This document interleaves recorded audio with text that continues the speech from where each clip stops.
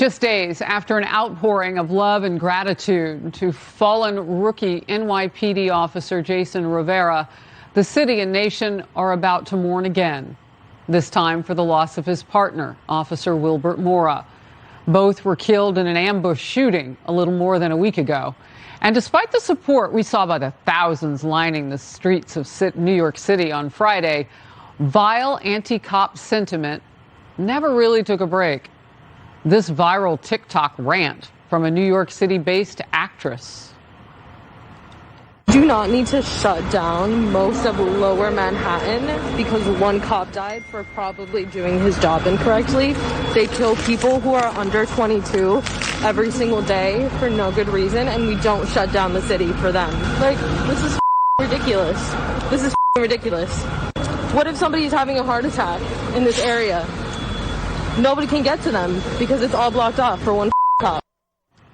And this Brooklyn high school teacher's Instagram story, quote, May 30th, 2020, NYPD SUV drives into a crowd of protesters. Ideal conditions for reciprocity.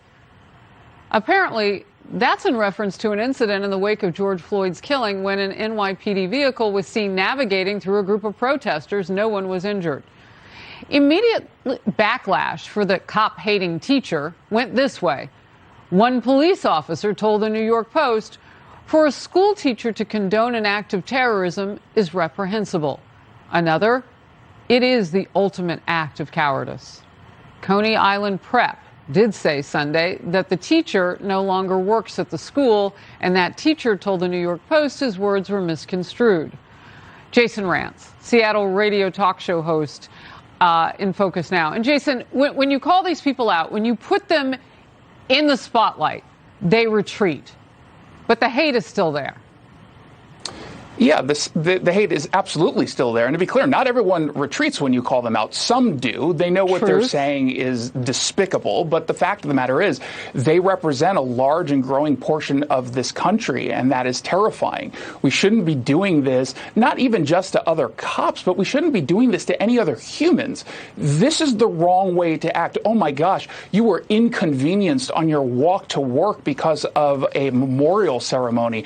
I know, I can't believe it. I mean, think about it from that perspective. You are upset. This actress is upset because there are some folks there who make her life just 13 seconds later than it normally would on her commute. Or you've got a teacher who's posting this garbage. And I just can't help but think of the fact that parents telling teachers not to call all white people oppressors, that was deemed an act of terrorism.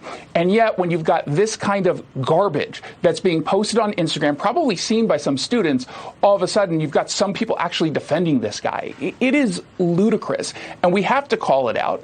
And then, of course, we should focus on some of the good. And your point at the beginning, I think, is really important here. Lots of people showed up. Lots of people wanted to go but couldn't. And I think that that's also a really good message to remind people of.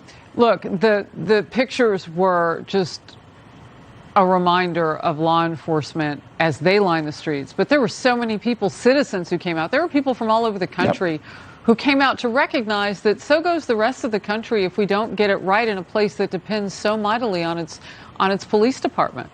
I want to back up just something you said, because I am curious to the why. You said that this is growing, this segment of the population, this idea, this sentiment against cops. Why do you think that is? Well, usually, not always, but usually these messages are coming out of folks who are relatively young.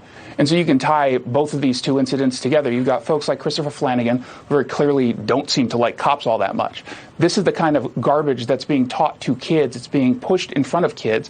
And up until recently, parents had no clue that it was happening. So again, I know I've said this before, but this is a reminder to make sure that you're having conversations with your kids. Because what you want to do is get in front of this kind of toxic trash that is influencing their worldview. Kids generally don't understand what their worldview is until they have life experience. And so the people who are in positions of power in front of them that they trust, who are giving them all of this stuff, pretending that cops are evil, screaming out ACAB, going ahead and justifying attacks against cops, those are the messages that they're hearing. So we have to make sure that we're countering those messages. And that's not, this didn't happen overnight. This took a long time of indoctrination to change the culture on how we view policing, and it obviously doesn't help that we have some media outlets that spew that same garbage, and it doesn't help that we have politicians who believe in the same things. So we need to counter it. And you mix that in with district attorneys who are soft on crime and pulling back the reins on what we could do to make our streets safer for citizens and police officers alike. And it is a toxic environment for cops, I would imagine. Thank you very much, Jason. I hope that you can just stick around near a TV to watch this, because I want you to see what's coming up next, Jason, and everybody else. Yeah.